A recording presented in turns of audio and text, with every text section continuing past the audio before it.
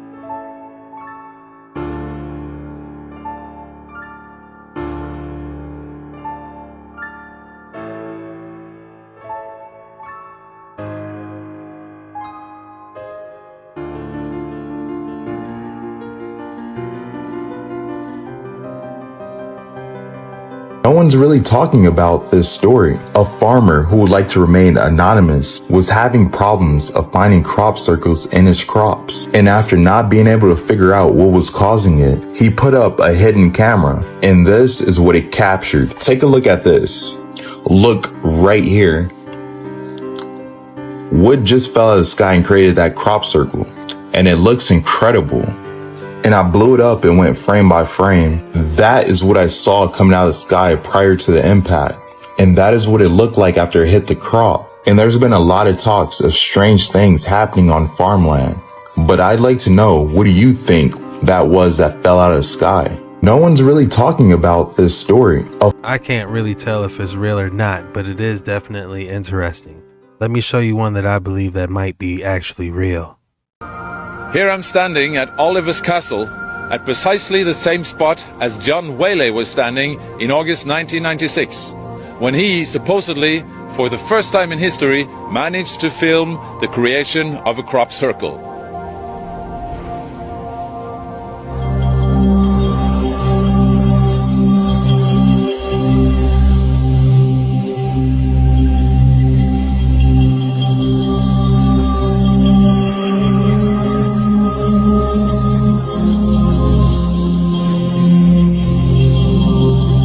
That the crop circle was not here on the previous day but had appeared on the following morning was a fact.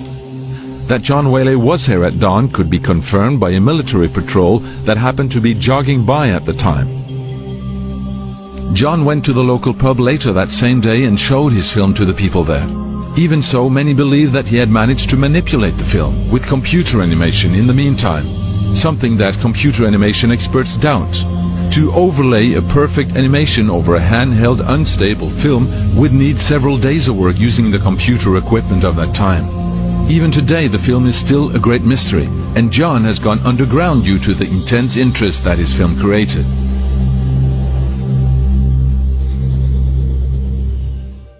There's a talk about souls. They were interested in our soul somehow. How do we have a soul?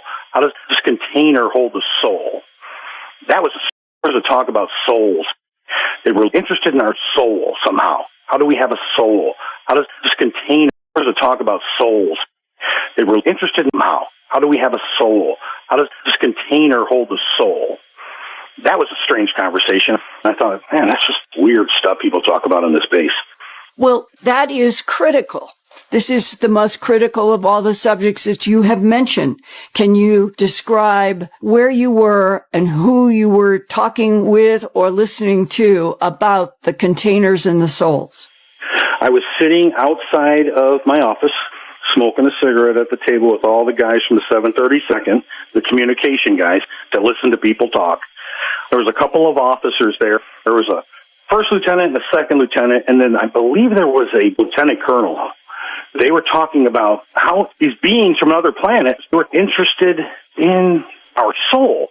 How did our soul get in our body, and how could they extract our soul? How did it fit? Could they move the soul to another vessel? Stuff like that. It was like, it was crazy, but I just listened and it started to make some sense that these beings from other planets are interested in our soul. And how is it in the container?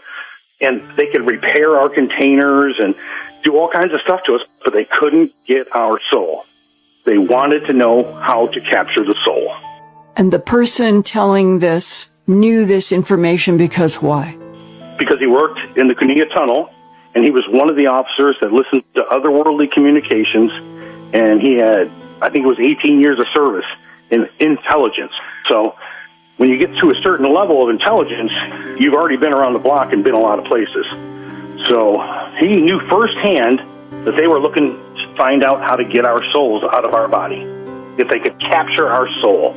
It was very interesting to them. And did this person who was talking, who was working in the Cunilla Tunnel, say that that implied that the humanoids in charge of the Greys and the ones that had made these 4 experiments of standing up primates, of which we Homo sapiens sapien are the 4th, that those humanoids do not have souls?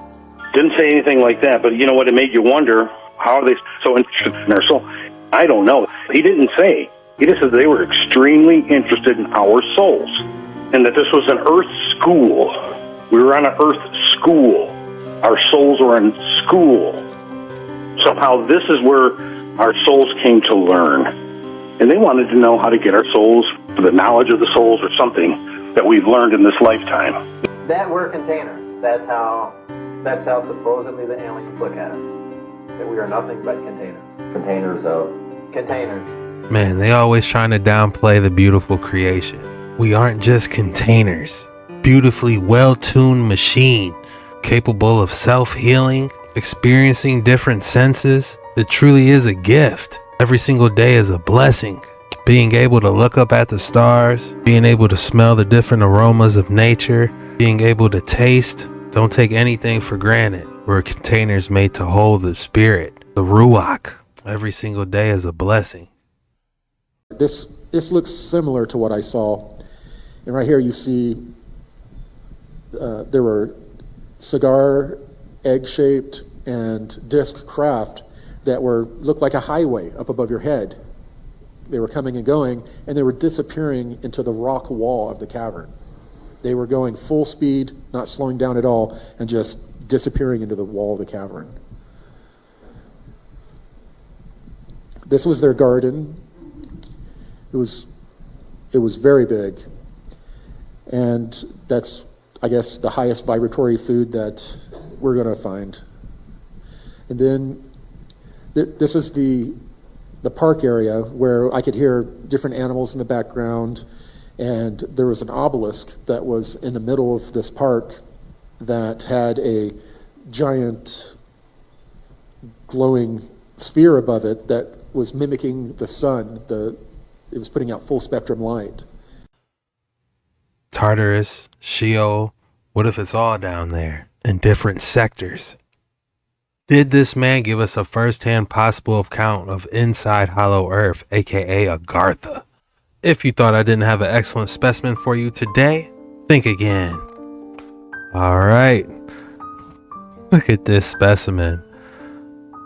Man, candy is the first thing that comes to mind. Like a watermelon candy, and look at the geode that it is encrusted in. The bluish cloud texture with the candy watermelon protruding in the inside. This is definitely a specimen.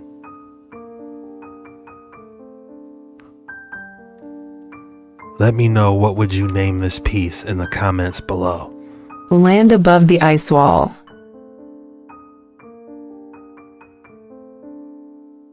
Lands above the fake ice wall. Scotland. And you want to know why I feel some type of a way? This is ours. And look how beautiful it is. It reminds you of Disneyland, don't it? These are giant Tartarian high-tech castles with free energy, advanced technology, and agriculture. It's immaculate. No one today can build any of these castles. Just look at all of them. We built them all. We built the World Fairs. We built the Great Wall of Tartary, also known as the Great Wall of China. And we built all the immaculate buildings worldwide, including all these beautiful castles in Scotland above the fake ice wall. This is why they speak on the ice wall, because they don't want us to see what we are seeing now. Our immaculate buildings that we built, the Tartarian giants, also known as the American giants. And we are the high trendsetters. I'm Newbie One. Land above the ice wall.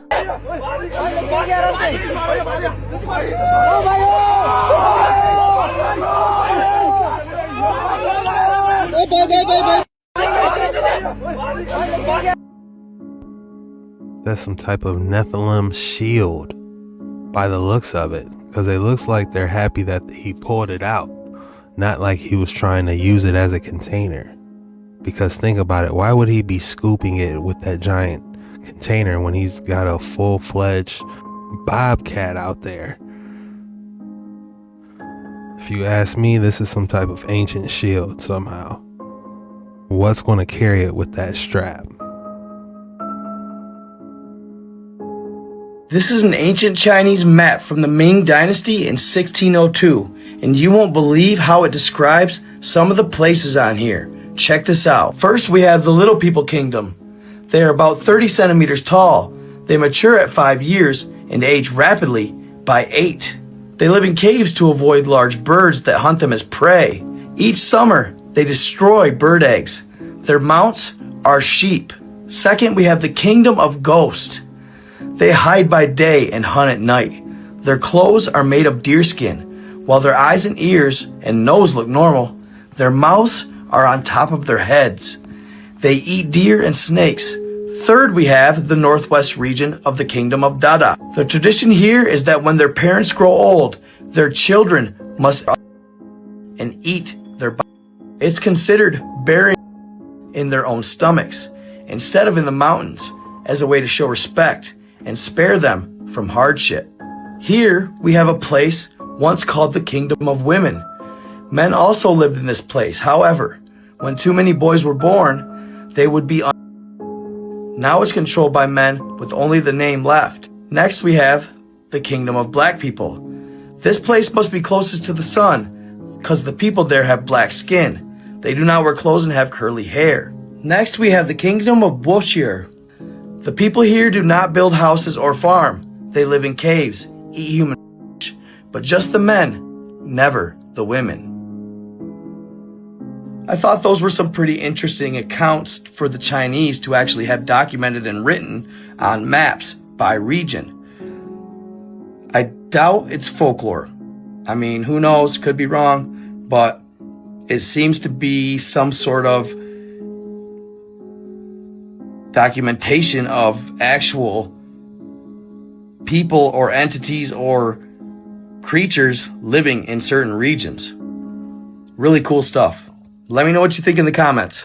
Physicists at CERN just turned lead into gold. What sounds like ancient alchemy is now modern science. Using the world's most powerful machine, the Large Hadron Collider, scientists managed to transform lead atoms into actual gold atoms. But here's the twist. The process behind it is far more mind-blowing than just making gold. Here's how it works. Every atom is like a Lego block, and the element it becomes depends on how many protons are in its nucleus. Lead has 82 protons, gold has 79. So to turn lead into gold, scientists had to find a way to remove exactly 3 protons without destroying the entire nucleus. To do this, they fired lead nuclei through CERN's 17-mile-long underground tunnel at a speed of 99.99993% the speed of light. At this velocity, the lead nuclei created intense electromagnetic fields that released bursts of what physicists call virtual photons. When those photons slammed into nearby lead nuclei, they knocked out precisely 3 protons in a reaction called electromagnetic dissociation, transforming lead 208 into gold 205. Elemental alchemy achieved. But there's a catch. Each gold nucleus only existed for a fleeting microsecond before breaking apart. After 3 years of experiments, the total amount of gold created added up to 86 billion atoms. Sounds massive until you realize that's only about 29 picograms, completely invisible to the naked eye. And if you wanted to make just 1 pound of gold this way, it would cost about $2.16 million.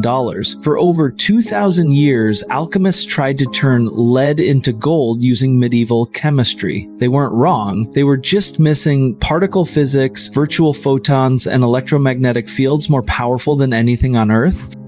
I think they had a way to literally remove the photons without spending $2 million. I wonder what actually they did to use it if they did. The curse of seeing patterns.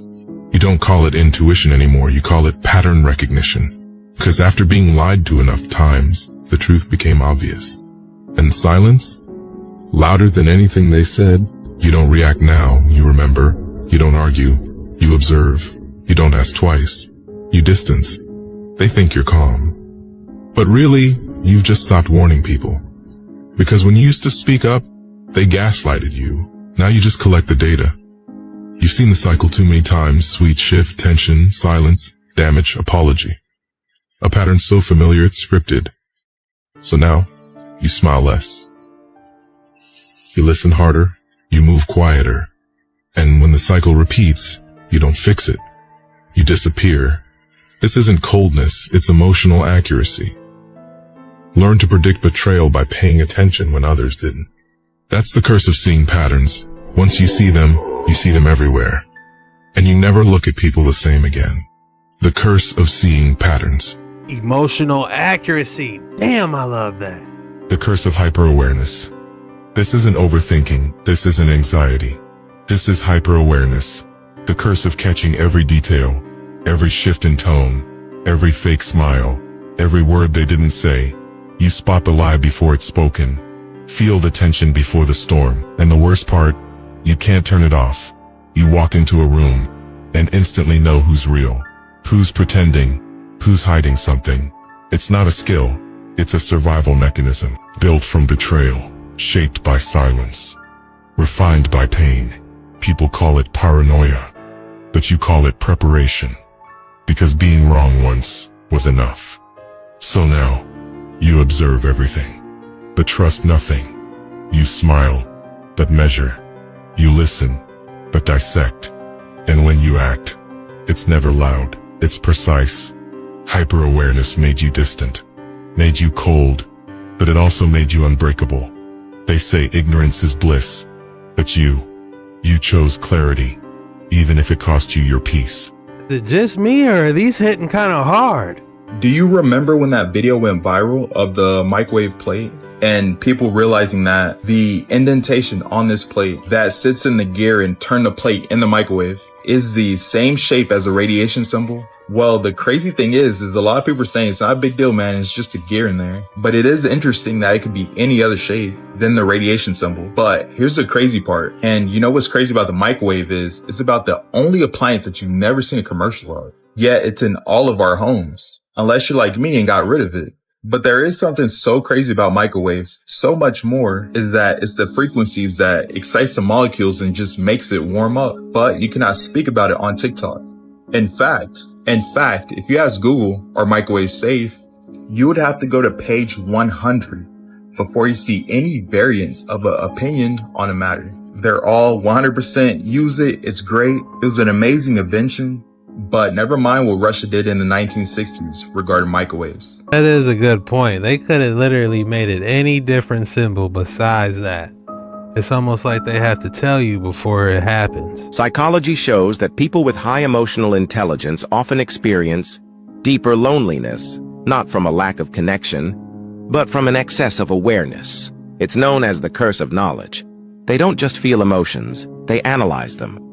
They notice subtle shifts, a pause too long, a colder glance, a change in tone.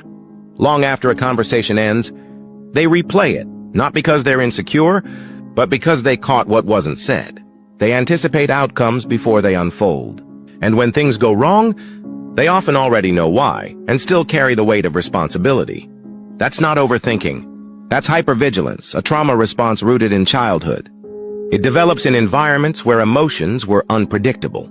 Back then, noticing every detail wasn't sensitivity. It was survival. As adults, they stay in scan mode, decoding, adjusting, preparing. Not because they want to, but because their nervous system never learned to stand down. The loneliness they feel isn't from being alone. It's from never feeling safe enough to just be. And when your mind is wired to stay one step ahead of pain, even joy can feel like a threat. If this resonates with you, hear this. You are not too much. You're just deeply attuned, and you deserve to feel safe, too. Context. This video is strictly for entertainment purposes only. Don't believe everything you hear or see on this video. None of it's factual. Just theories. The subject of this speech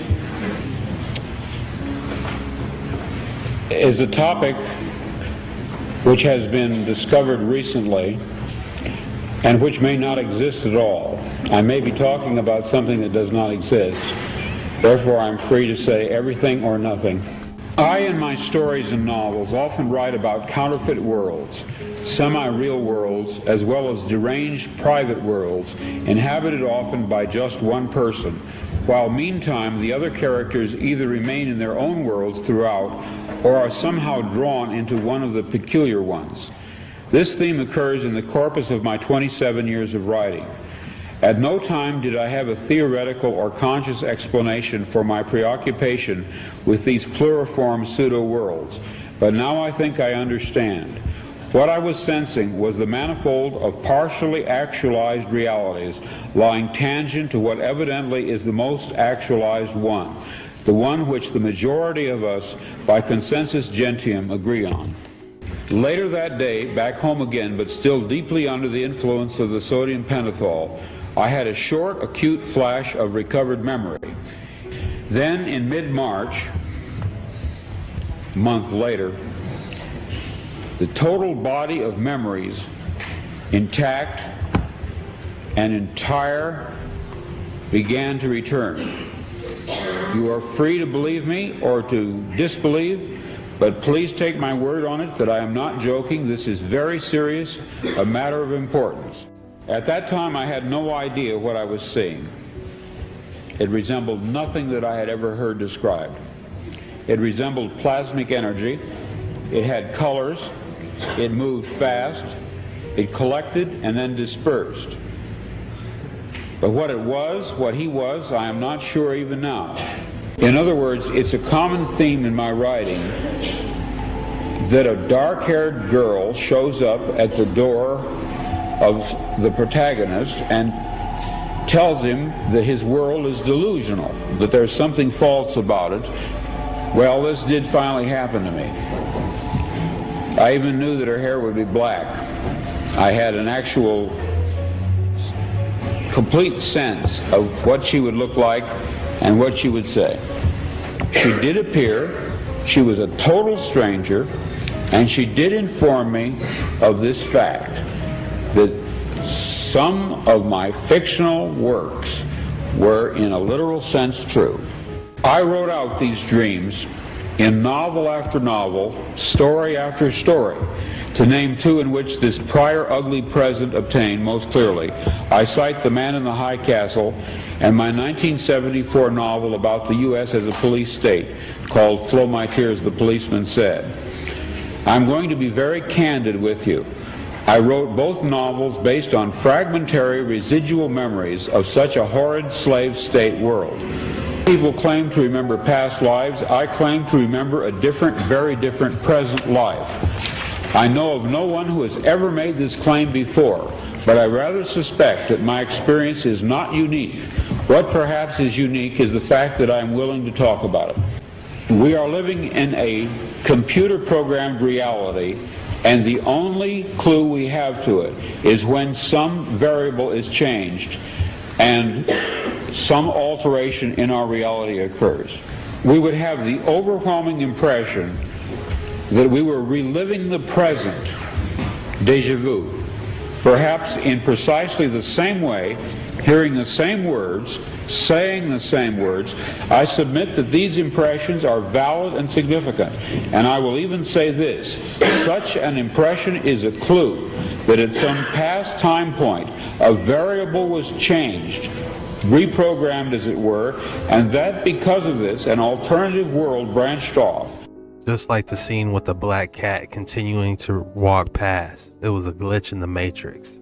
Something repeating throws off the sequence somehow. You ever seen a glitch in the Matrix in real life? Drop it in the comments below. You will hear what anybody else has to say. And about it, your own conversation. Just think all the time. It means when they use the word think, talking to yourself. Difficult conversation. A constant chat of symbols and images and words inside your skull. If you do that all the time, you find that you have nothing to think about except thinking. And just as you have to stop thinking to hear what others have to say, you have to stop thinking to find out what life is about. And the moment you stop thinking, you become into immediate contact with what Korzybski called, so delightfully, the unspeakable world. The most ordinary sights and sounds and smells. The texture of shadows on the floor in front of you. I call that living. That's all we have for today's video. If you made it this far, the code word is Sunday Mysteries. Go ahead and drop Sunday Mysteries in the comments below. That lets me know you're a real one. You made it all the way through the video. You really rock with your boy. And I just want to say thank you. Your support means the world to me, and I love you. This was the most disturbing videos on the internet today. See you later.